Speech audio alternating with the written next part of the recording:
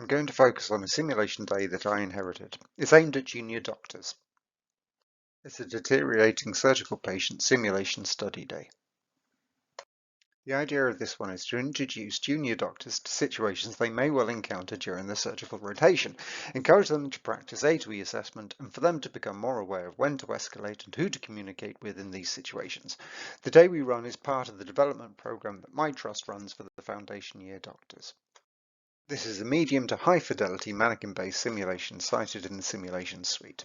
We use the mannequin to encourage the practice of assessment skills such as the chest auscultation, and by running it as a medium to high fidelity sim we can observe the candidate's communication, prioritization and escalation abilities.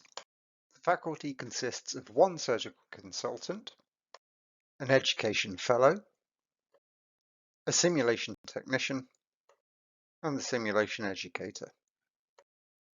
We send out pre-course links to 360 interactive videos which attempt to orientate the candidates to the simulation suite and the mannequins we normally use.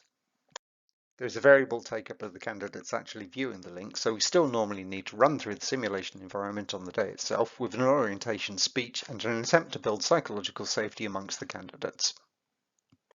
We point them to the basic assumption poster we have on the wall, joke about what happens in sim stays in sim, and attempt to make the experience a little less intimidating. This is then followed by a brief description of the main take-home points from the day while stressing that this isn't a test. We reinforce that if in doubt, stick to A to E. If in doubt, escalate to a senior for advice. And always verbalize your thought processes out loud. If you feel awkward speaking out loud, just think of it as a soliloquy. We then run through the scenarios aiming for a 1:2 ratio of scenario to debrief. Our simulation department recommend faculty use the PEARLS framework for debriefing. The idea is that the debrief can be tailored depending on the requirements of the day.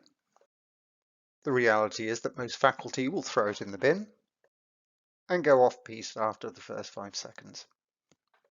At the end of the day, we ask the candidates to scan a QR code which takes them to our feedback questionnaire, and this allows us to have a rough gauge of how well received the day was. Allegedly, this conforms to the Fitzpatrick levels 1 and 2 of evaluation.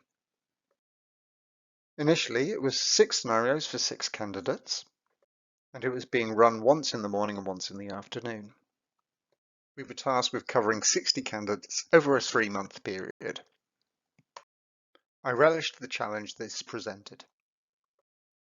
I felt the timescale didn't really allow enough time for a full debrief to occur, and I was worried that we'd be shortchanging the candidates. So the first change I discussed with the other members of faculty was to expand on the number of scenarios we had from 6 to 8. But we would only run them once per day.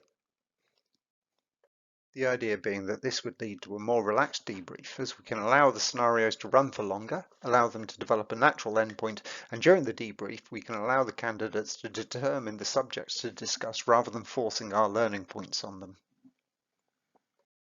My next alteration was that we were running a surgical simulation day that didn't involve reviewing any surgical wounds.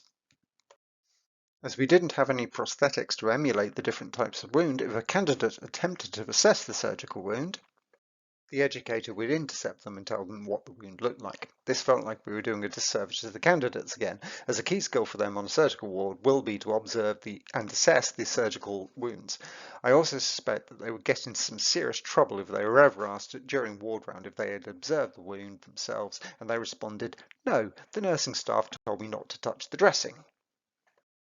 To this end, I enlisted the skills of our moulage expert, who has developed a series of latex surgical wounds to be used as prosthetics during the sim day. Our skilled technician has created a healthy and a well-healed surgical scar to be used for the majority of the scenarios, and we are currently discussing how to make a wound that will ooze pus on demand, which I have reliably been informed will be mango-scented.